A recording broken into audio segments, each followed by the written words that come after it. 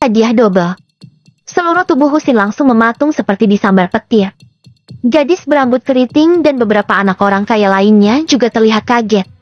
Agam mengambil zamrud giok itu dari tangan Rudy, menimbangnya 2 kali, dan bertanya sambil tersenyum. Kak Husin, apa kamu mau aku belikan sebungkus garam dan cuka untuk kamu campur dan makan? Ekspresi Husin tampak marah, tatapannya dipenuhi dengan kepanikan. Dia berteriak, palsu. Ini pasti batu palsu. Palsu atau tidak? Biarkan Pak Rudy yang menilainya. Agam melemparkan batu itu kepada Rudy. Rudy pun buru-buru menangkapnya dengan kedua tangan. Setelah itu memeriksanya dengan hati-hati. Dia merasa lega begitu melihat batu merah darah itu tidak rusak. Kemudian, dia menatap tajam Agam. Sungguh dosa besar memperlakukan permata ini dengan kasar. Rudy memeriksanya kembali dengan hati-hati menggunakan senter dan kaca pembesar. Hanya 5 menit. Tapi bagi Husin dan gadis berambut keriting itu terasa seperti berabad-abad lamanya. Uang 800 miliar rupiah yang akan mereka dapat di depan mata, tiba-tiba saja berubah di saat-saat terakhir, membuat mereka mulai merasa khawatir. Fiu. Rudy menarik napas dalam-dalam, sedangkan semua orang tengah menahan napas. Mereka menatap batu merah darah yang ada di tangan Rudy lekat-lekat seraya menelan ludah dengan suara keras dan jantung yang berdegup kencang. Batu merah darah. Tepatnya batu merah darah tingkat 3 yang langka. Mendengar ini, jejak keberuntungan terakhir yang ada di hati Husin dan yang lainnya menghilang dalam sekejap. Wajah Husin pucat pasi. Dia terhuyung mundur 2 langkah dan meraung dengan wajah garang. Tak mungkin. Palsu. Batu merah darah ini pasti palsu. Hatinya hampir meledak. Awalnya, dia pikir dengan berjudi batu ini, dia tidak hanya akan mendapat uang senilai 800 miliar rupiah lebih secara cuma-cuma, tapi juga memenangkan hati Yana. Namun, siapa sangka itu akan berubah menjadi imajinasinya belaka hanya dalam sekejap. Yang membuatnya merasa semakin kesal adalah, dia tidak rela memberikan batu ini kepada Agam. Dia merancang sebuah jebakan untuk menyakiti Agam. Tapi tak disangka, ternyata dirinya lah yang melompat ke dalam lubang jebakan yang dia buat sendiri. Apa kamu sedang meragukan kemampuanku? Rudy meliriknya dengan dingin. Seluruh tubuh Husin membeku, seolah-olah kepalanya telah disiram dengan sebaskom air dingin. Rudy adalah perwakilan dari rumah lelang Delhi. Di belakangnya ada keluarga Suwandi yang terkenal. Siapa yang akan berani meragukannya? Kecuali orang itu sudah bosan hidup. Tidak. Husin mundur setengah langkah seraya menggertakkan giginya. Gadis berambut keriting dan semua orang merasa menggigil saat melihat pemandangan ini. Husin saja ketakutan. Jadi mereka hanya bisa pasrah. Yana menatap Agam dengan tatapan berbeda. Agam tersenyum tenang. Seolah-olah ini adalah hasil yang dia harapkan. Meskipun pria ini masih perlu dihajar, tapi harus diakui bahwa ketenangan dan kepercayaan diri Agam sangat menginspirasi. Untuk pertama kalinya, hati Yana merasakan perasaan khusus terhadap lawan jenis. Kagum. Atau tersentuh. Perubahan ekspresi Yana tertangkap oleh mata Husin. Sudut mulutnya berkedut. Napasnya memburu. Hasrat membunuh yang terpancar dalam matanya menjadi semakin besar saat dia melihat Agam. Dia tidak rela memberikan semua asetnya kepada Agam. Dia akan mencari seseorang untuk membunuh Agam bagaimanapun itu caranya. Setelah Agam meninggal, maka judi ini pun batal. Tiba-tiba, suara dengusan dingin langsung menyadarkannya kembali. Rudy meliriknya dan berkata, hasilnya sudah ditentukan. Husin, kalau kamu merasa tidak terima, kamu bisa menyuruh ayahmu, Dimas, untuk menemuiku.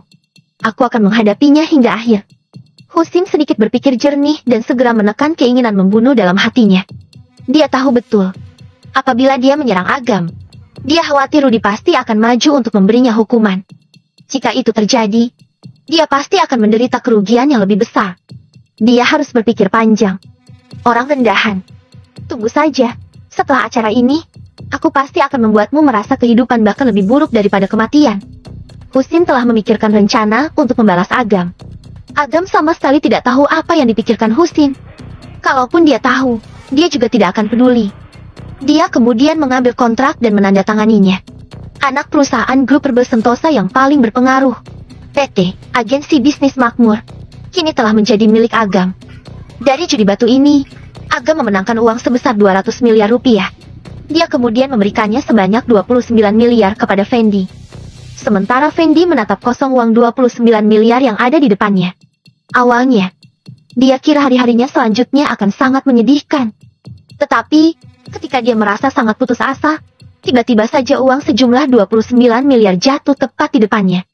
Jangankan melunasi utang, dia bahkan bisa memenuhi kekurangan dana darurat yang dibutuhkan keluarganya.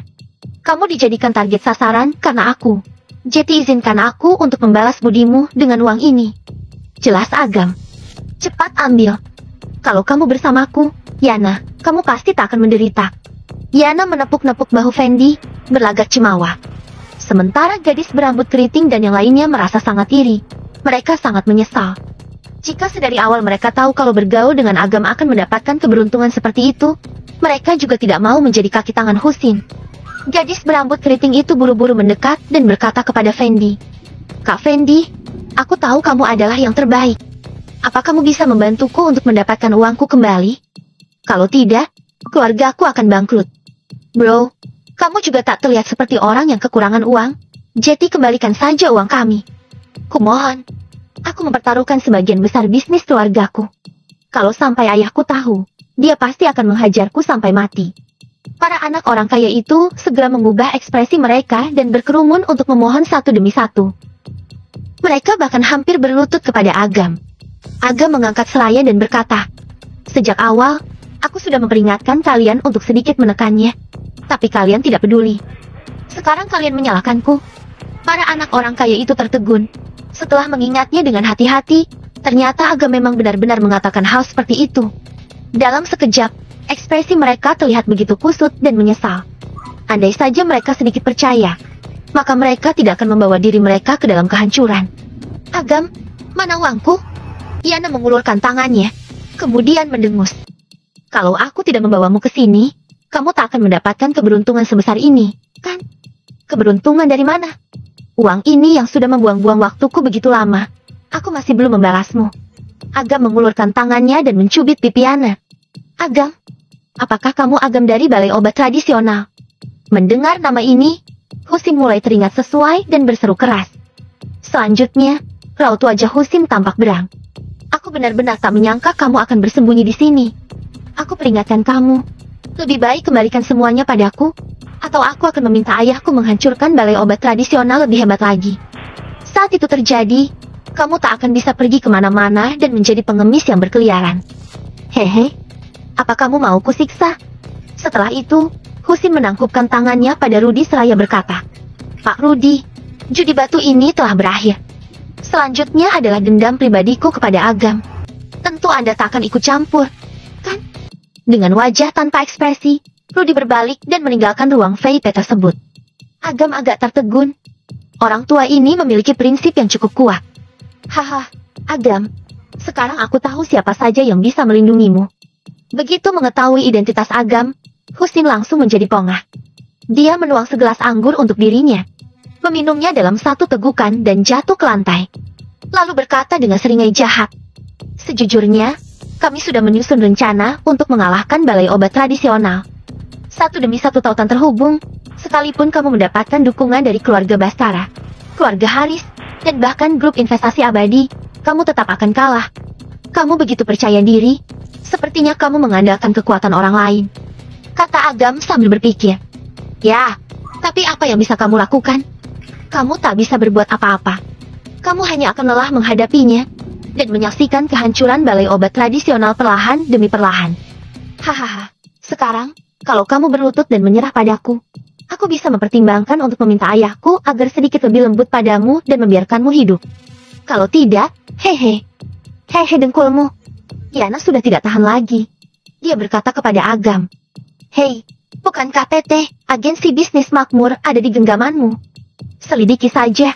Dengan menyelidikinya, kamu dapat mengetahui kondisi tagihan grup Perbel Sentosa. Mungkin akan ada kejutan yang tak terduga." Agam dan Husin tercengang begitu mendengar kata-kata ini. Husin membatu sejenak, ketakutan yang luar biasa tampak di matanya. Dia terlalu terbawa suasana hingga melupakan masalah ini. PT, agensi bisnis makmur, adalah anak perusahaan grup Perbel Sentosa yang bertanggung jawab atas transaksi perpajakan dan bisnis dari grup Perbel Sentosa. Informasi internal perusahaan sangat penting. Dan justru karena itulah Dimas menyerahkan perusahaan untuk dikelola putranya, Husin. Saat berjudi batu sebelumnya, Husin telah dibutakan oleh ambisinya. Dia berpikir bahwa dia telah menang, sehingga dia dengan gegabah menggadaikan perusahaannya.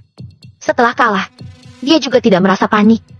Lagi pula, bagi orang luar, PT, agensi bisnis makmur hanyalah agen pembukuan perusahaan biasa. Selain jaringan bisnis yang cukup berharga, sisanya tidak berguna. Selama dia mengeluarkan sedikit uang dan bekerja sama dengan staf internal perusahaan untuk menjalankannya, maka tidak akan butuh waktu lama untuk mendapatkan kembali perusahaan. Namun, rencana manusia tidaklah sebaik rencana Tuhan.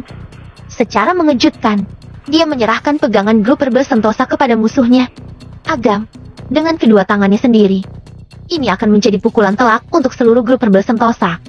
Agam yang memahami tujuan Yana, tanpa basa-basi lagi menghubungi Jamal dan menyerahkan semua wewenang padanya. Memintanya mengirim seseorang ke dalam PT, agensi bisnis makmur untuk menyelidiki secara menyeluruh semua pelanggaran hukum yang ada di dalam grup Perbel Sentosa selama sepanjang malam. Setelah menutup telepon, Agam melirik semua orang yang ada di ruang VIP itu hingga tatapannya berhenti pada Husin. Dia kemudian tersenyum, sebelum suaranya terdengar di telinga semua orang. Kamu harus menanggung konsekuensi dari semua perbuatanmu sendiri. Terima kasih atas batu dan perusahaannya. Hehe. Bab 117. Aksi keluarga Effendi. Efek FT. Kata-kata Agam yang menyiratkan sebuah penghinaan seketika membuat Husin berang. Api kemarahan menumpuk di dadanya tanpa bisa dia lampiaskan. Pada akhirnya, meridiannya pecah dan membuatnya memuntahkan seteguk darah di bawah tatapan terkejut semua orang. Dia menatap Agam dengan penuh kebencian. Ia membencinya. Dengan identitas dan posisinya di dalam lingkaran ini, serta dukungan rahasia dari keluarga Effendi, maka hanya masalah waktu saja untuk Agam terbunuh. Namun, karena permainan judi batu kecil kali ini, semuanya menjadi hancur di tangan orang tidak penting seperti Agam. Terlebih lagi, dia hancur karena ulahnya sendiri, yang membuatnya tidak sanggup lagi untuk bertahan. Tepat ketika dia akan berkata kasar, tiba-tiba ponselnya berdering. Wajahnya memucat begitu dia melihat siapa yang meneleponnya. Dia menelan ludahnya dengan susah payah, tapi tetap mengangkat telepon tersebut. Bajingan, hal bodoh apa yang telah kamu lakukan? Kenapa badan hukum PT, agensi bisnis makmur berubah? Dimas berteriak murka. Ayah, ini hanya sebuah kecelakaan. Meskipun badan hukum perusahaan telah berubah, tapi semua manajemen adalah orang kepercayaan kita. Kita bisa. Omong kosong. Badan pengawas obat, pengadilan dan forum niaga telah bersatu untuk mengepung PT, agensi bisnis makmur. Sial. Semua perusahaan yang bekerja sama dengan kita datang menyelesaikan pembukuan. Teleponku hampir meledak. Tunggu saja. Aku akan membuat perhitungan denganmu nanti. Husin memegang ponselnya dengan wajah ketakutan dan tubuh yang gemetar. Dia dalam masalah besar. Ini dia beritanya. Yana tersenyum dan mengunggah beberapa video ke dalam grup kalangan mereka. Di dalam video tersebut, terlihat gedung PT, agensi bisnis makmur bersinar terang dari atas hingga bawah. Dikelilingi oleh mobil dari berbagai badan pengawasan serta media lokal, berita sosial dan sebagainya. Yana mengirim lagi sebuah berita lain yang isinya lebih singkat, tapi menjelaskan poin-poin utamanya.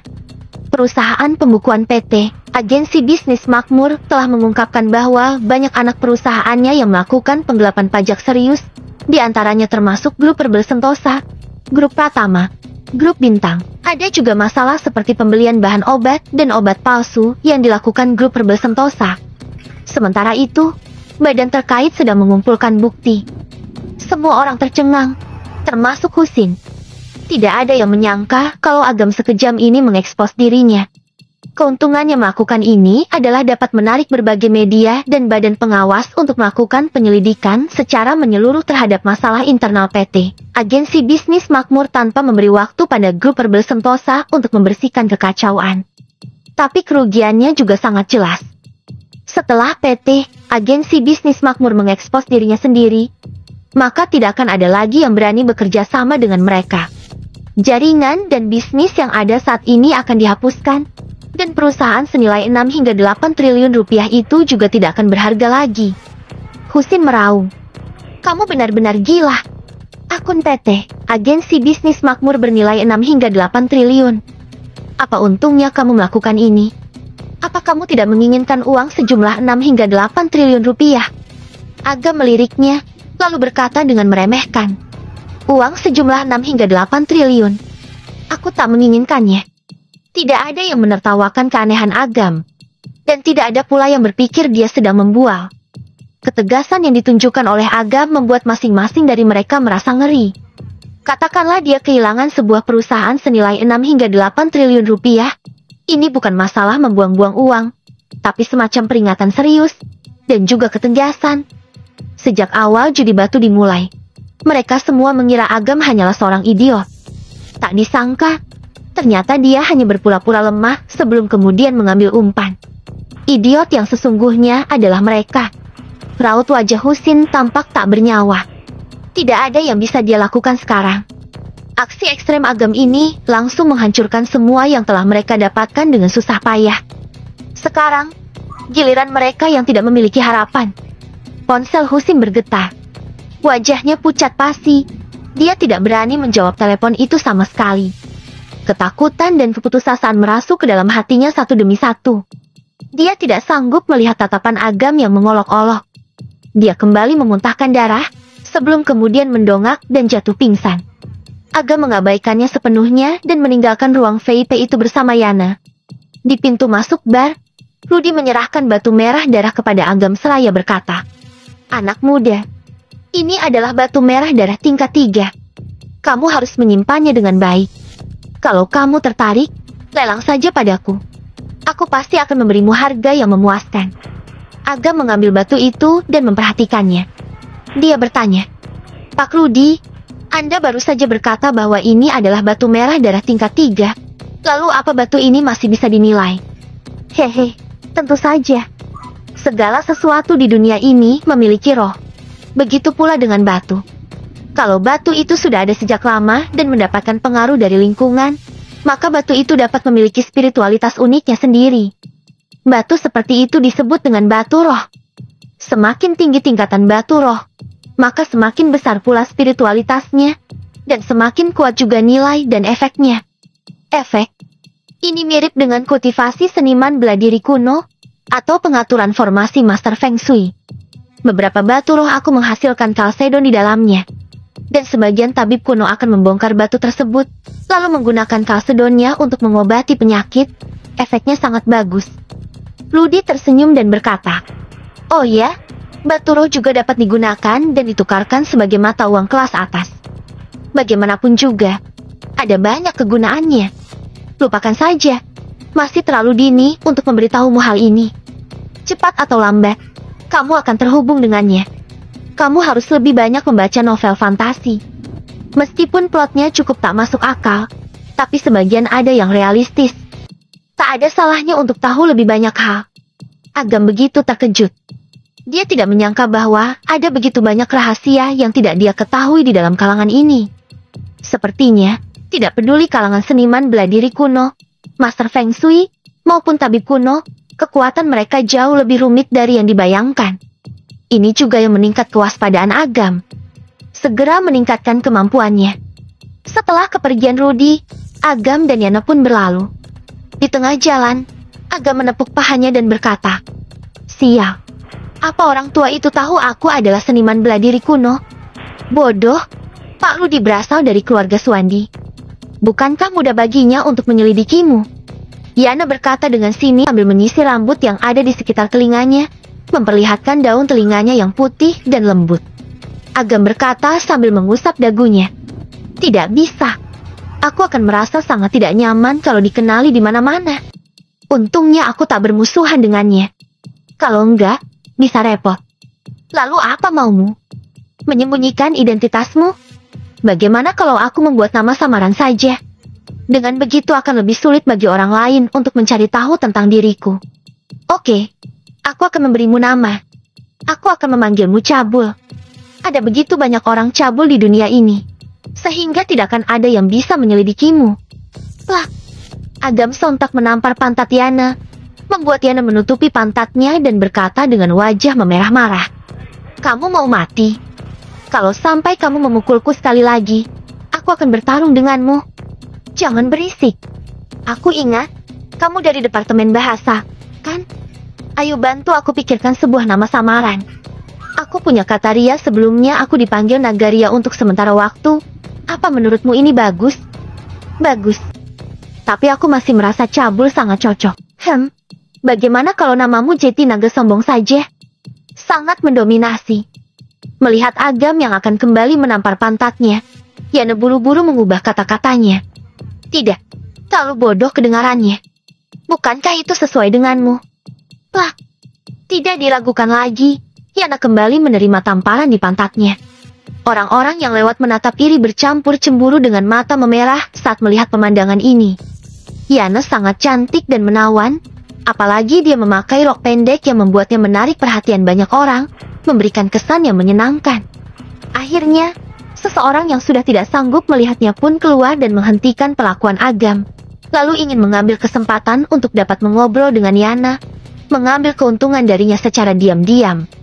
Yana yang sudah menahan kekesalannya, akhirnya memiliki kesempatan untuk melampiaskannya. Dia pernah berlatih gulat. Orang yang memperhatikannya itu langsung Yana bereskan. Dia memukulinya hingga babak belur. Sementara Agam menunggu di dekatnya sambil menyalakan sebatang rokok. Ketika Yana sudah merasa puas, Agam pun sudah selesai merokok. Apa kamu sudah menemukan nama yang bagus? Yana kembali dengan suara tepukan tangan. Kamu mengganggu serangkaian pemikiranku barusan. Agam berkata sambil memelototinya. Ayolah, nama samarannya harus sesuatu yang umum digunakan orang lain. Kalau tidak, akan sangat bodoh. Yama. Apa? Agam mengangkat tangannya, memandang kota yang ramai melalui sela-sela jarinya. Bola matanya yang satu berubah menjadi hitam, dan lainnya menjadi putih. Dia berkata dengan tenang. Menilai hidup dan mati seseorang, memutuskan karma seseorang. Aku rasa, mungkin ini juga bisa menjadi salah satu makna keberadaanku. Yama. Bisik Yana pelan seraya menatap Agam yang berdiri di tempatnya. Angin malah menerpa baju dan rambutnya, membuatnya terasa semakin misterius. Setelah beberapa lama, Yana tersenyum cerah dan berkata, aku beri nilai penuh untuk nama ini. Kantor pusat grup Rebel Sentosa. Dimas mengamuk. Dengan PT, agensi bisnis makmur diambil alih oleh Agam, membuat semua yang telah mereka siapkan sebelumnya hancur berantakan. Dengan kata lain, saat mereka masih memainkan trik untuk menghancurkan musuh, tapi mereka justru langsung mendapatkan serangan dari tempat yang tinggi dan arah yang berlawanan. Di dalam PT, agensi bisnis makmur, terdapat semua informasi orang dalam grup Rebel Sentosa. Setelah itu diselidiki secara menyeluruh, maka itu akan menimbulkan masalah lain, dan semua perusahaan yang bekerja sama dengan mereka juga akan bernasib buruk. Dimas menerima begitu banyak telepon, dan semuanya menyuruhnya mencari cara untuk menyelesaikan masalah ini. Untuk menghindari tanggung jawab, dia bahkan mematikan ponselnya dan mencabut sambungan telepon perusahaan. Si bajingan Agam ini seharusnya mati saja. Dia benar-benar mengambil langkah untuk menghasilkan keuntungan. Sepertinya aku terlalu meremehkannya. Ekspresi Dimas begitu menakutkan. Dia bahkan memiliki keinginan untuk membunuh orang. Tok, tok, tok. Seseorang mengetuk pintu kantornya. Dimas mengabaikannya. Pintu kantornya kembali diketuk. Masuk sialan. Dimas menatap sekretarisnya yang masuk seraya mengumpat marah. Cepat katakan. Sekretaris itu berkata dengan kaget. Direktur, sesuatu terjadi, Tuan Muda. Dia dirawat di rumah sakit. Dokter bilang dia kritis. Apa? Ekspresi Dimas berubah drastis. Dia bergegas mendekat dan meraih bahu sekretarisnya sambil berkata. Sialan, ayo katakan sekali lagi. Kamu adalah mata-mata yang dikirim si bajingan Agam. Kamu sengaja mengarang cerita untuk memperburuk perasaanku, kan? Sekretaris itu langsung jatuh berlutut di lantai dengan suara keras, berkata sambil menangis. Direktur, saya sangat setia pada Anda. Bagaimana mungkin saya melakukan hal buruk pada Anda? Saya berkata jujur, Tuan Muda sudah menderita sakit kronis sejak awal. Dia mengalami serangan jantung karena marah. Serangan jantung nekrosis. Sekalipun dilakukan operasi untuk menyelamatkannya, tingkat keberhasilannya hanya 30%. Wajah Dimas pucat pasi. Husin adalah putranya satu-satunya. Jika Rudi mati, maka dia tidak memiliki keturunan lagi. Aku mengerti. Keluarlah. Dimas terduduk lemas di kursinya dengan wajah yang pucat pasi. Dia pikir, dengan bantuan kekuatan dari keluarga Effendi, dia bisa membunuh Agam dengan mudah. Tak disangka, Dirinya terlalu memandang rendah Agam. Dia terlalu arogan. Bagaimana mungkin Harsa, Norman, dan Jamal begitu mengagumi dan setia pada orang biasa sepertinya. Pada titik ini, Dimas akhirnya menyadari bahwa dia telah menyinggung seseorang yang bukan tandingannya sama sekali. Sekalipun dia akhirnya menang, tapi dia juga tidak akan sanggup menerima konsekuensinya. Setelah mempertimbangkannya sebentar, Dimas mengeluarkan sebuah kotak dari laci. Bunga cotis tampak tergeletak tenang di dalamnya. Sepertinya berdamai adalah satu-satunya jalan keluar. Dimas menyalakan ponselnya dan hendak menghubungi Agam. Tapi, tiba-tiba saja ada telepon masuk dari nomor tadi kenal. Tangan Dimas langsung gemetar hingga tak sengaja menolak teleponnya, yang kemudian membuatkan ketakutan dan buru-buru menelepon balik. Mohon maaf Tuan Jinan. Tangan saya tak sengaja salah tekan. Dimas, aku sangat memperhatikanmu. Apa ini membuatmu ketakutan? Goda Jinan. Ya, Agam mengambil alih Teteh, agensi bisnis makmur dan menyerahkan bukti kepada Jamal. Dengan sumber daya dan kekuasaan Jamal, saya takut akan benar-benar kalah saat Fajar datang. Dimas berkata dengan getir. Tidak peduli seberapa berkuasanya Jamal. Apa itu lebih besar daripada keluarga Effendi kami? Meskipun begitu, Joshua, pemimpin badan pengawas obat, berada di pihak Agam. Dengan pengaruhnya dan bukti yang kuat, saya takut. Joshua, dia tak akan ada lagi di sini besok. Tangan Dimas gemetar. Bahkan ponselnya hampir jatuh. Apa keluarga Effendi akan menyingkirkan Joshua? Dimas menarik napas dalam-dalam. Hatinya dipenuhi ketakutan. Keluarga Effendi bahkan berani menyingkirkan pemimpin badan pengawas obat. Kalau begitu, bukankah bermain-main dengan mereka sama saja dengan bunuh diri? Memikirkan hal ini, Dimas mengenyahkan niatnya untuk berdamai dan segera berkata, Anda ingin saya melakukan apa? Sembunyikan. Apa? Semakin Agam menginginkan bunga cotis yang ada di tanganmu, buat dia semakin sulit mendapatkannya. Kamu hanya perlu menyembunyikannya dan jangan biarkan Agam menemukannya. Sisanya serahkan pada kami. Baik, saya akan segera melakukannya. Bab 118. Joshua mati. Agam dan Yana tiba di kediaman keluarga Haris dan bermalam di sana. Sepanjang malam itu sangat hening. Keesokan paginya, Agam melihat sekilas WhatsApp di ponselnya. Citra tidak mengirim pesan apapun. Sepertinya hubungan mereka berdua memang menemui jalan buntu. Agam mengembalikan suasana hatinya. Dia memakai pakaian dan turun ke bawah. Di bawah, dia melihat Jamal, Harsa, dan Norman sedang duduk di sofa ruang tamu. Raut wajah ketiganya terlihat tegang. Jamal mengembuskan asap rokok, sementara belasan puntung rokok sudah ada di asbak depan. Bagaimana tidurmu semalam? Tanya Jamal sambil tersenyum. Senyum yang terlihat terpaksa. Agam turun ke lantai 1 dan mengedarkan pandangannya, lalu bertanya tenang. Kenapa Joshua tidak terlihat? Apa terjadi sesuatu padanya? Ketiganya langsung terkejut begitu mendengar ucapannya. Kamu tahu dari mana? Aku menebaknya. Agam duduk di sofa, menerima teh yang disodorkan pelayan. Kemudian mengambil sebatang rokok dan menyulutnya. Dia berkata dengan acuh tak acuh. Menurut tebakanku, kondisi Joshua tak terlalu baik. Seluruh tubuhnya membiru, dingin dan kaku. Detak jantungnya pun berhenti, kan? Ya Tuhan. Dia bahkan bisa menebak gejalanya dengan benar meski belum melihat secara langsung. Ketiganya terkejut dan dibuat tidak bisa berkata-kata. Tuan Norman, kamu yang paling dekat. Cepat suruh dia datang. Jangan membuatnya berakhir di rumah duka. Harsa yang teringat sesuatu pun segera berkata pada Norman. Norman buru-buru menelepon. Agam berujar tenang. Bawa dia ke sini. Aku akan memeriksanya. Apa dia bisa selamat atau tidak? Tubuh Joshua dipenuhi dengan energi jahat. Saat terjadi sesuatu seperti sekarang, energi jahat itu otomatis akan pecah. Sejujurnya, Agam sudah menduga hal ini.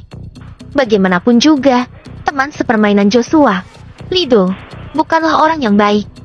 Setengah jam kemudian, sebuah mobil van memasuki mansion dan berhenti di pintu masuk. Beberapa orang mengangkat tandu dari mobil. Begitu kain putih itu dibuka, orang itu adalah Joshua.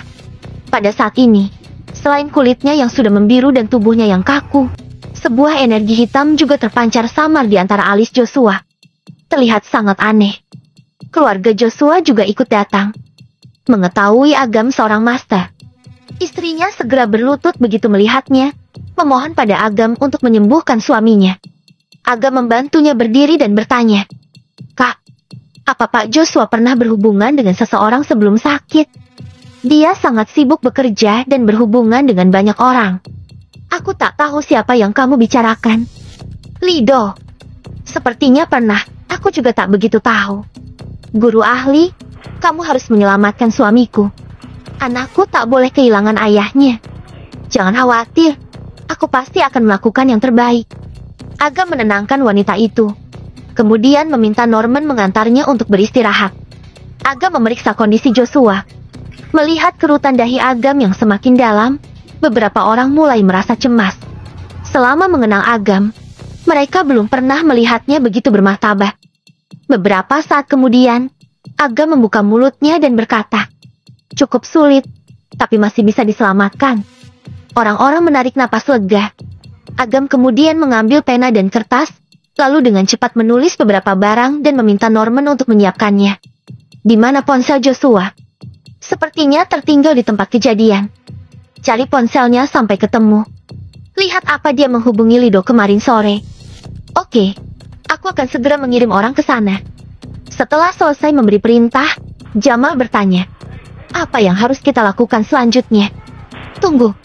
Begitu selesai berbicara, Agam langsung memejamkan matanya. Berusaha keras menemukan buku tingkat pewarisan dan mencari apakah ada cara untuk menyelamatkannya. Setengah jam kemudian, Agam kembali terbangun dari kondisi meditasinya.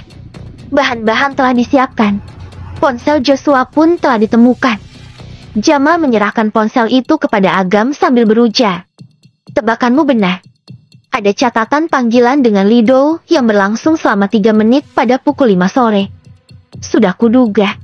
Agam mengangguk-angguk. Kondisi Joshua ini kemungkinan besar disebabkan oleh hantu Lido. Dan kemungkinan best orang yang ada di belakang Lido adalah Julian. Kematian mendadak pasien kemarin pasti juga ada hubungannya dengan Julian. Kedua insiden itu ada kaitannya dengan Julian. Kalau begitu, penghasut yang ada di belakang Dimas kemungkinan besar adalah Julian, atau mungkin dia hanya salah satunya. Bagaimanapun juga, dia harus menyelamatkan Joshua lebih dulu. Kalau tidak, bila Joshua meninggal, maka tidak akan ada yang bisa memberikan sanksi kepada grup Rebel Sentosa, dan Dimas tidak akan pernah mau menyerahkan bunga Celtisnya. Bahkan jika pemimpinnya diganti, itu masih membutuhkan waktu setidaknya 10 hari sampai setengah bulan. Dan tak menjamin kalau pemimpin yang lain akan berada di pihak Agam lagi. Saat itu terjadi, maka semuanya sudah terlambat. Agam mencoba beberapa metode, tapi efeknya hanya sedikit. Garis merah yang ada di leher Joshua telah berubah menjadi merah tua dan menyebar ke jantungnya. Energi jahat itu sudah berubah menjadi energi kematian. Dengan kemampuan Agam saat ini, dia tak mampu untuk memecahkannya sama sekali. Waktu berlalu, dan petang pun tiba. Kondisi Joshua semakin parah, bahkan Jamal dan yang lainnya sudah putus asa. "Agam, makanlah dulu.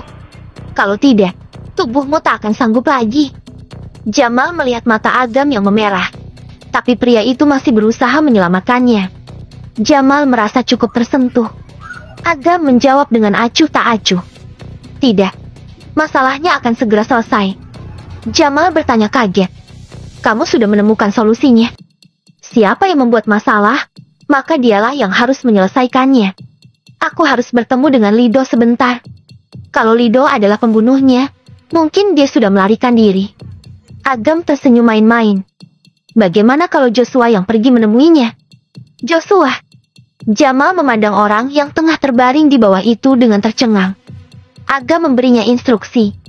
"Carilah seorang pria yang lahir di tahun, bulan, dan hari yang sama dengan Joshua.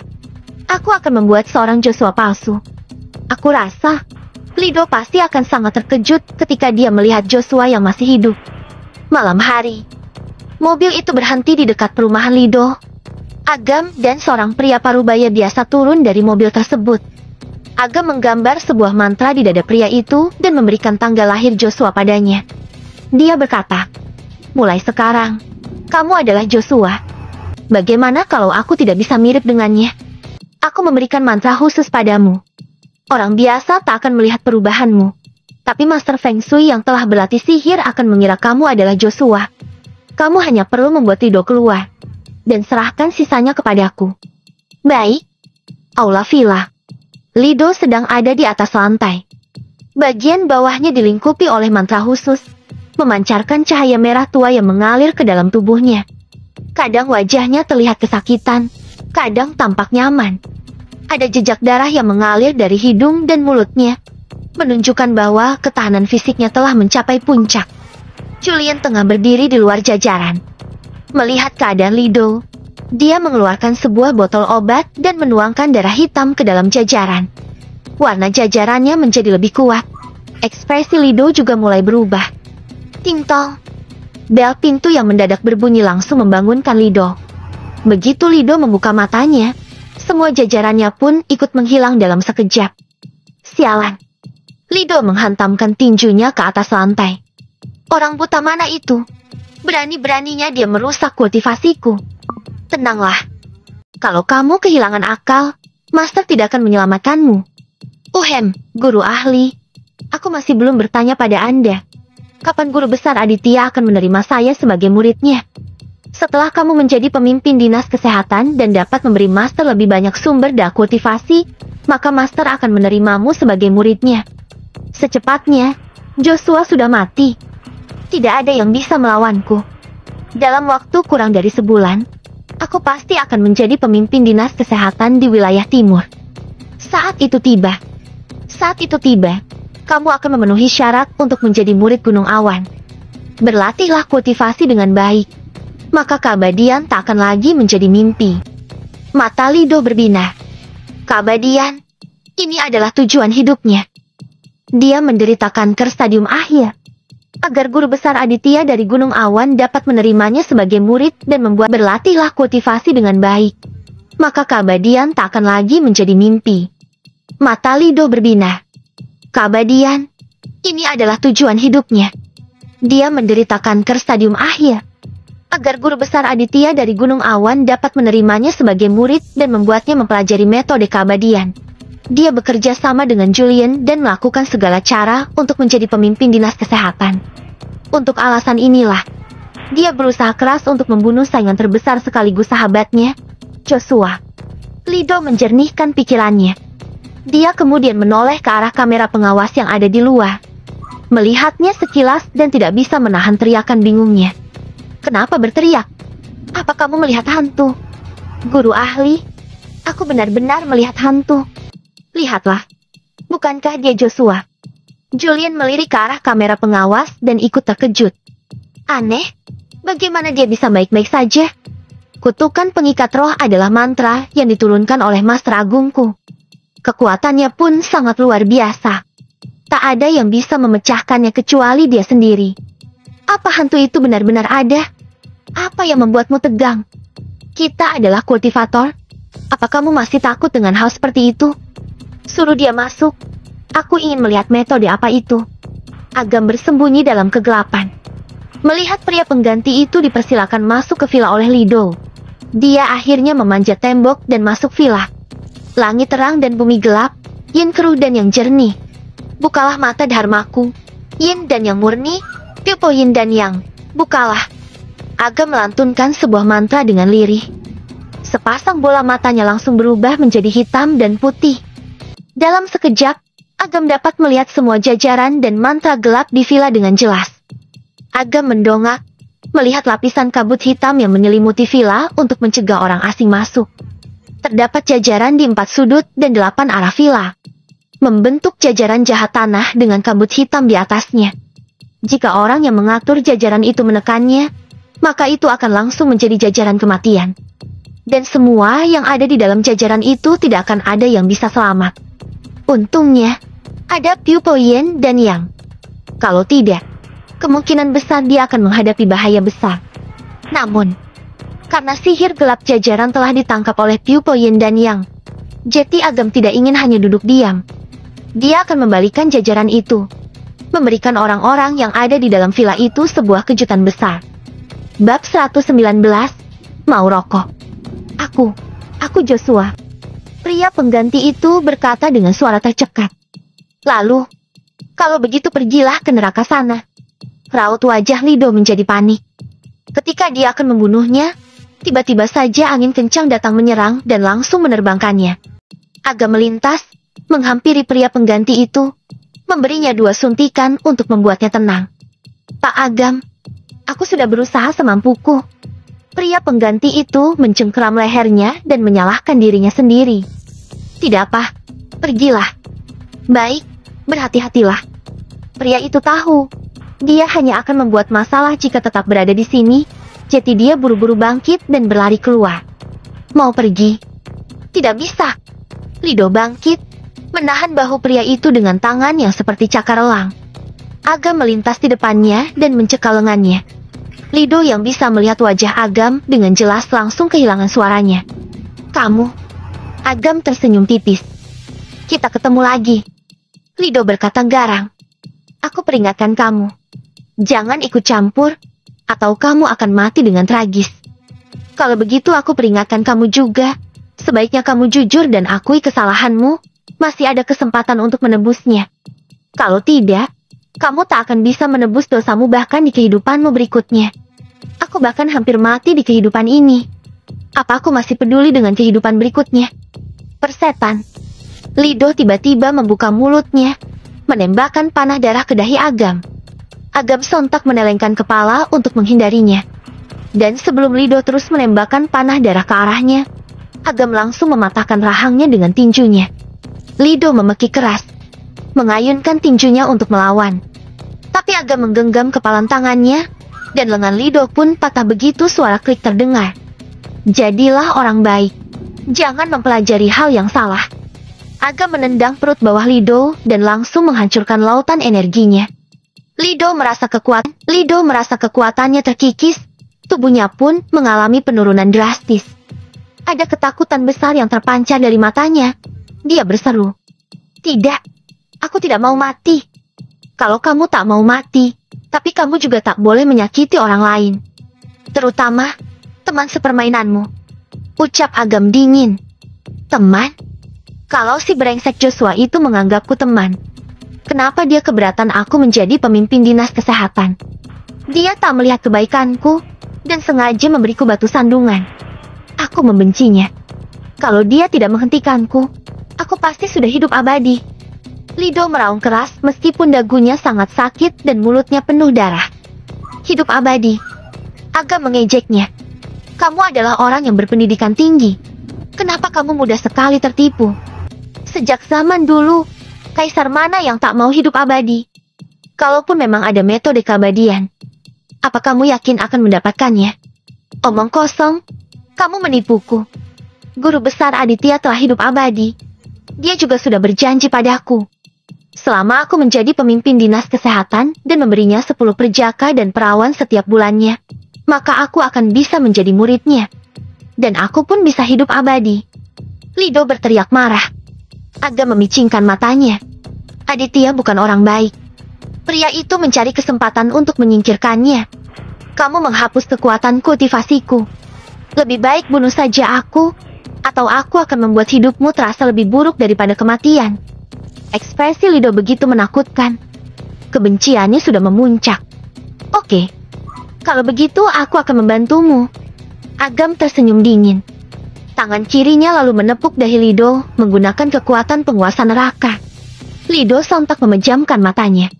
Namun, selang 2 hingga 3 detik, dia menemukan dirinya masih hidup. Detik berikutnya, dia seperti berendam di bawah sinar matahari yang hangat. Rasa sakit yang tersembunyi dalam tulang dan pembuluh darahnya telah menghilang banyak. Seluruh tubuhnya dipenuhi kehangatan. Awalnya, kamu akan mati dalam minggu ini. Sekarang, aku sudah menghapus sakitmu untuk sementara waktu. Kamu masih punya waktu sebulan untuk hidup. Jadi hargailah sisa waktumu. Agam berkata seraya mendorongnya ke samping. Agam memiliki pertimbangan sendiri untuk tidak membunuh Lido. Pertama, karena posisi resmi Lido di sini bisa berguna. Kedua, Lido adalah saudara baik Joshua. Kalau Joshua bangun dan tahu saudaranya dibunuh, Agam takut dia akan gagal memenangkan hatinya. Lido menatap kosong pada Agam, tatapannya penuh dengan pergolakan. Dia kemudian menoleh dan menatap fotonya bersama Joshua yang tergantung di ruang tamu. Dia kemudian menghela napas panjang. Mungkin dia memang bersalah. Tatapan Agam tertuju pada Julian. Dia berkata, "Kamu yang memasang mantra iblis pada Joshua, kan?" Julian mendengus dingin, seolah mengiyakannya diam-diam. Dia berujar penuh makna, "Tak kusangka, ternyata Nagaria itu kamu. Kenapa kamu pengecut sekali sampai takut orang lain tahu namamu?" "Aku memang takut. Tapi aku bukannya takut orang lain akan membalas dendam padaku. Aku takut kalau orang-orang tahu namaku, maka mereka akan bersembunyi ketakutan dan tak mau lagi muncul. Kalau begitu, bagaimana aku akan memancingnya?" Agam melangkah mendekat dengan ekspresi mencemooh. Julian tanpa sadar mundur sedikit. Namun, hal itu membuatnya sangat kesal. Hasrat membunuh melintas di matanya. "Kamu cari mati?" Julian melepas jubahnya, mengayunkannya ke udara untuk menghalangi cahaya lampu. Detik berikutnya, ruang tamu itu langsung menjadi gelap. Saking gelapnya, kelima jari tangan pun tak dapat terlihat. Agam tidak tergesa-gesa. Dia menggunakan pupil yin dan yang. Seluruh villa diblokir oleh banyak roh jahat. Julian muncul di atas seperti hantu. Dia mengeluarkan pedang hantu dan menodongkannya ke leher Agam. Melihat akan terjadi pertumpahan darah, Agam pun mencekal dan memutar lengan Julian. Kemudian, melemparkannya melewati bahu hingga terbanting ke lantai. Dua tulang rusuk Julian patah saat itu juga. Dia tidak berani bersuara sedikit pun. Dalam satu kedipan mata, dia kembali menghilang di dalam kegelapan. Julian menutupi tubuhnya menggunakan kabut hantu dan menyatu dengan kegelapan. Dengan suasana yang seperti ini, semua orang tidak akan bisa melihat apa-apa. Tapi berbeda dengan Agam. Dia telah menguasai pupil yin dan yang. Semua jajaran, teknik rahasia, dan trik tidak akan ada gunanya. Julian berkeliling mencari berbagai sudut serangan. Bagi Agam, dia tampak seperti idiot. Saat ini, Agam tidak bisa menahan diri untuk tidak memikirkan sebuah kalimat. Orang miskin diselingi dengan taktik, dan orang kaya ditutupi oleh senjata. Agam terlalu malas menggunakan otaknya untuk menghadapi Julian. Jadi dia langsung menekan kemampuannya. Membosankan. Agam menghela napas. Dia kemudian mengeluarkan korek api dan menyalakan sebatang rokok. Melihat Agam yang hanya diam, Julian pikir pria itu ketakutan dan berhasil dia bodohi. Namun, saat melihatnya mengeluarkan rokok, dia yang merasa dibodohi. Jadi selama ini aku diabaikan. Yang lebih keterlaluan lagi, Agam malah mengeluarkan sebatang rokok dan menyodorkannya tepat di hadapannya. Dia berkata, "Mau rokok?" "Brengsek!" umpat Julian langsung. Seolah-olah ada pegas yang dipasang di bawah kakinya. Dia berbalik, kemudian jungkir balik beberapa kali dan hendak melarikan diri. Saat ini, wajahnya sudah sangat tidak enak dipandang. Tirai hantu adalah salah satu keterampilan uniknya di Gunung Awan. Suatu kali di sekolah, dia pernah menggunakan trik ini untuk melarikan diri. Tak disangka, gerakannya langsung ditangkap oleh Agam. Bahkan dia sendiri pun merasa seperti orang bodoh. Agam berkata tenang, "Kesabaranku ada batasnya. Aku hanya akan memberimu sebatang rokok. Setelah mengisap rokok ini, kamu akan mati." Julian terlihat kikuk. Meskipun sangat tak rela, tapi dia tahu bahwa ada kesenjangan antara dirinya dan Agam dalam pertarungan ini. Kalau mereka saling bertarung, persentase kemenangannya adalah 0. Namun, Julian memasang tatapan licik. Dia perlahan berkata, "Aku bisa membantumu menyelamatkannya. Tapi ada syaratnya. Katakan, kemarilah, beri aku rokok." Agam menyapukan pandangannya sekilas. Ada sebuah mekanisme di depan Julian. Begitu dia menginjaknya, maka jajaran jahat tanah akan diaktifkan secara otomatis. Dan kebetulan tempat itu berada di mata jajaran. Jadi bahaya yang akan diterima pun berkali lipat lebih besar. "Bermain trik denganku. Kamu pikir aku tidak bisa membunuhmu?" Agam berjalan mendekat dengan sebatang rokok di mulutnya. Jangan ke sana. Di depanmu ada mekanisme. Kalau kamu menginjaknya, kamu akan mati. Teriak Lido saat ini. Ekspresi wajah Julian runtuh seketika. Dia kemudian berkata dengan tatapan tegas. Lido, aku mau berdamai dengan Agam. Jetty jangan ikut campur. Diam. Meskipun begitu, hatinya masih merasa sangat takut. Dia khawatir Agam akan melihat sesuatu. Tanpa dia sangka, Agam tidak hanya mencurigainya, tapi juga berkata, Kak Julian yang mau minta rokok padaku. Jetty hargailah. Ayo sini, ini sebatang. Agam sengaja berdiri di depan jajaran itu sambil menyodorkan sebatang rokok. Ini dia waktunya. Julian mundur beberapa langkah sambil mengeluarkan 3 jimat. Dia menjebak Agam di mata jajaran dengan serangan 2 arah. Di saat yang bersamaan, dia melafalkan sebuah mantra dan mengaktifkan jajaran jahat tanah. Dalam sekejap, kabut hitam melonjak di seluruh ruangan. Dia terus melafalkannya hingga ruangan itu pun diselimuti oleh energi kematian. Hahaha. Julian tertawa keras begitu jajarannya telah selesai. Agam, aku pikir kamu adalah seekor harimau. Tak kusangka ternyata kamu hanyalah seekor babi bodoh. Kamu bermain sesuka hati sampai terjebak dalam rencanaku dan menginjak jajaran jahat tanah. Aku ingin lihat, gimana caramu bertahan. Dengan rokok di mulut, Agam berkata santai. Kamu tidak mengambil rokok yang kuberikan. Dan tidak menghargaiku juga ya. Menghargai. Agam, kamu benar-benar otak udang. Kamu masih tidak tahu kapan kamu mati. Julian mencibir. Aku akan memberimu kesempatan untuk hidup. Kalau kamu mau mengajariku tirai hantu, aku akan menyelamatkanmu. Kamu hanya orang rendahan, kalau tidak. Dia berkata sambil mengeluarkan sebuah jimat. Seketika itu juga, muncul kepala hantu yang mengerikan di antara kabut hitam yang memenuhi seluruh ruangan. Seolah-olah mereka akan menggerogoti Agam sampai ke tulang-tulang. Aku hitung sampai 3. Kalau kamu tidak mengatakan apapun, maka aku akan membuatmu bungkam selamanya. Julian menyeringai dingin. 1, 2. Melihat Agam yang masih diam, Julian pun mengaktifkan jimat untuk membunuhnya. Kepala hantu yang tak terhitung jumlahnya terbang hendak menelan Agam. Julian menyeringai kejam. Tapi, tak berselang lama, senyumnya perlahan mulai membeku. Bab 120. Gagal. Kepala hantu itu hanya mengelilingi Agam tanpa melakukan serangan apapun. Ayo, gigit dia sampai mati. Julian melafalkan mantra dan mengutuk sekelompok kepala hantu itu. Haha. Tawa meremehkan Agam terdengar di antara kabut hantu.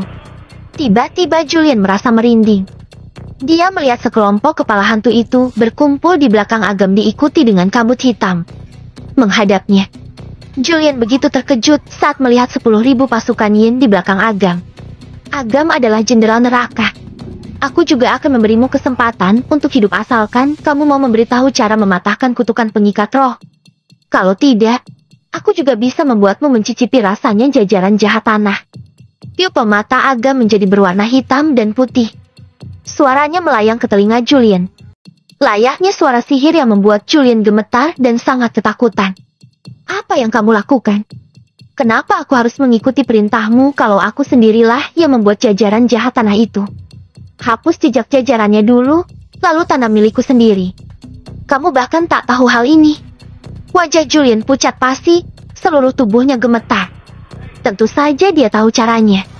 Tapi, untuk menemukan inti jajaran dan menghapus jejaknya diam-diam, lalu menanam jejak milik Agam sendiri itu sangat susah. Kecuali kalau Agam bisa melihat struktur internal jajaran. Ini jelas tidak mungkin. Julian memutar otaknya. Dia tidak tahu bagaimana Agam melakukannya. Menakutkan sekali. Setiap kali bertemu dan bertarung, dia selalu berpikir Agam telah mencapai batasnya. Namun, pria itu selalu membuat kejutan setiap saatnya. Identitas dan kemampuannya cukup misterius. Membuat orang-orang tidak pernah bisa melihatnya lebih dalam.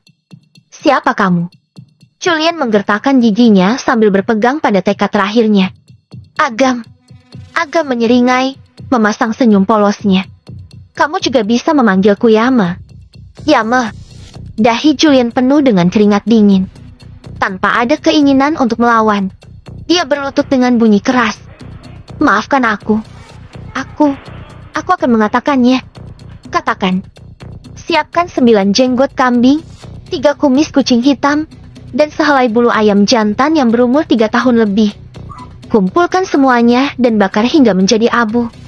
Minta dia menghirupnya. Dalam waktu 3 hari mantra itu akan. Sebelum dia selesai, Agam sudah meminta jajaran dan sekelompok kepala hantu itu bergegas menggigitnya. Kulit Julian terkoyak. Dia menjerit keras. Aku sudah memberitahumu. Kenapa kamu mau membunuhku? Apa kamu pikir aku bodoh? Agam berujar dingin. Meskipun aku tak tahu cara mematahkan mantranya, tapi aku tahu metode ini tak akan pernah bisa mematahkannya. Julian berkata dengan ekspresi ketakutan. Aku bersalah. Aku salah. Aku mohon jangan bunuh aku. Kutukan pengikat roh adalah mantra yang dibuat oleh masterku. Hanya dia yang bisa mematahkannya. Aku mohon, lepaskan aku. Kamu bisa menemui masterku dan memintanya turun gunung untuk mematahkannya. Tak perlu. Dari kamu, aku sudah bisa melihat orang seperti apa mastermu itu. Tatapan Agam menjadi dingin. Dia berkata datar. Ayo hitung semua kesalahanmu dari yang dulu hingga sekarang. Pergilah dengan tenang. Kemudian, Agam membuka jajaran jahat tanah itu sepenuhnya. Saat ini, tubuh Julian meledak bersama cahaya hitam. Sementara kepala hantu yang menyentuh tubuhnya segera berubah menjadi asap hitam sebelum akhirnya menghilang. Di saat yang bersamaan, aura yang sangat kuat menguat dari tubuhnya dan langsung menghancurkan jajaran jahat tanah dalam sekejap. Agam mematikan puntung rokok di tangannya. Binar kaget melintas dalam tatapannya. Saat ini, kekuatan Julian sudah mencapai tingkat guru besar. Tetapi, kekuatannya ini tidak ada gunanya dan jelas bukan miliknya.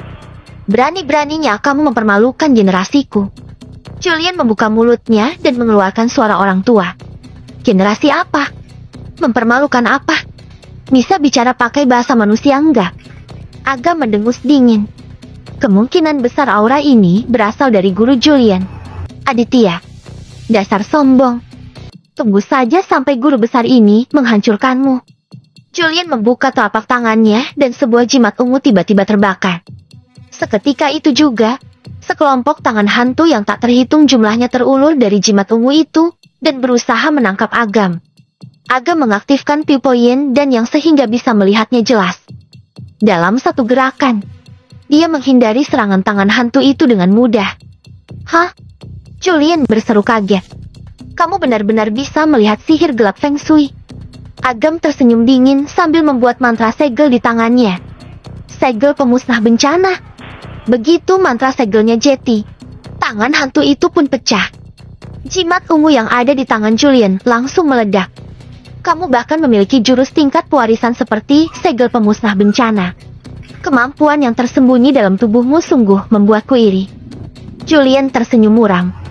Noda darah mengalir dari sudut bibirnya. Dalam satu gerakan, dia menghindari serangan tangan hantu itu dengan mudah. Hah? Julian berseru kaget. Kamu benar-benar bisa melihat sihir gelap Feng Shui. Agam tersenyum dingin sambil membuat mantra segel di tangannya.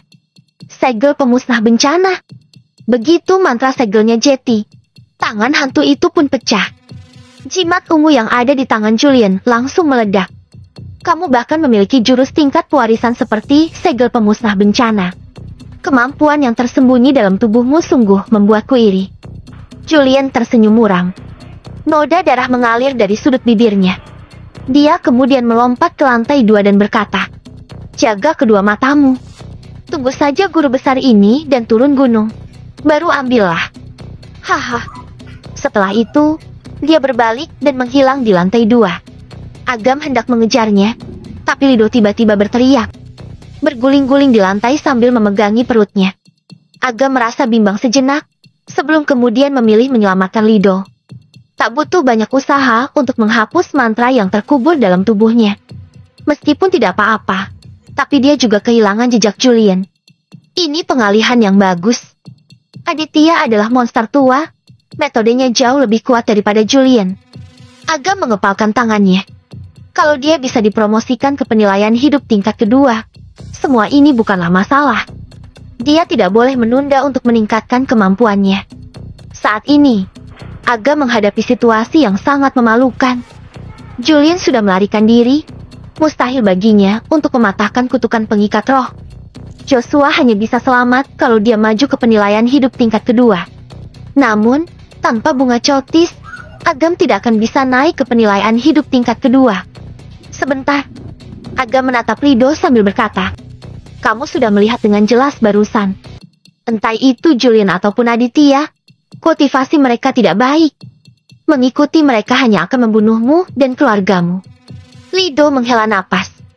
Dia kemudian menuju ke kulkas untuk mengambil sebotol anggur, dan meneguknya dalam satu kali tegukan. "Aku adalah orang brengsek. Seharusnya kamu tak menyelamatkanku barusan." "Menyesal? Aku sangat menyesal. Kalau begitu kamu masih punya kesempatan untuk memperbaikinya." Agam berkata penuh arti. "Siapa yang memiliki pangkat tertinggi? Kamu atau Joshua?" Lido tercengang. Dia tak menyangka Agam akan menanyakan hal ini. Dia kemudian berpikir sebentar sebelum menjawab. "Joshua adalah pemimpin badan pengawas obat, sementara aku adalah pemimpin departemen kedokteran. Kalau membicarakan tentang wewenang, aku yang lebih tinggi." Tatapan Agam langsung berbinar. Dia buru-buru berkata, "Apa kamu kenal Dimas? Dia punya sesuatu yang aku inginkan. Namanya bunga Chotis. Dengan bunga itu, aku bisa menyembuhkan Joshua dan sakit kankermu." Lido tercengang, tapi tak terlalu bersemangat. Saat ini dia merasa sangat bersalah. Dia sudah tidak peduli lagi dengan hidup dan matinya. Namun, dia akan sangat bahagia kalau bisa menebus kesalahannya dan membuat Joshua sembuh. "Aku tahu maksudmu. Serahkan saja masalah ini padaku." Dengan posisinya saat ini, dapat dilihat bahwa karakter dan kemampuan Lido benar-benar lebih unggul daripada orang biasa. Dia segera memperbaiki suasana hatinya dan naik ke lantai atas sambil membawa ponsel. Beberapa menit kemudian, dia turun dan berujar, "Sudah beres. Dia menunggumu di sebelah hotel internasional daerah Lumire." Dia benar-benar bersembunyi. Agak merasa agak beruntung. Untung saja dia masih berbaik hati untuk tidak membunuh Lido. Kalau tidak, dia pasti tidak akan bisa menemukan persembunyian Dimas yang sejauh ini dalam waktu singkat. "Aku sudah menyelidiki daerah Lumire selama setengah bulan. Jadi aku tahu jalannya. Aku akan mengantarmu ke sana." Lido mengambil kunci mobilnya. Keduanya pun segera berangkat menuju daerah Lumire. Kamar pribadi di lantai atas Hotel Internasional Kota Primadona. Dimas memegang ponselnya. Tangannya masih gemetar. Sekujur tubuhnya basah kuyup oleh keringat dingin. Setelah Joshua disingkirkan, dia pikir dirinya akan baik-baik saja. Tapi kemudian, muncul lagi sosok Lido. Lido adalah pemimpin departemen kedokteran. Dia memiliki jangkauan kekuasaan yang luas. Begitu Lido menargetkanmu, jangankan kamu menjual obat-obatan dan membuka rumah sakit. Bahkan kalau kamu dirawat di rumah sakit pun, kamu tetap akan dikenakan 3 pemeriksaan dan 5 percobaan. Itu bahkan lebih buruk daripada di penjara.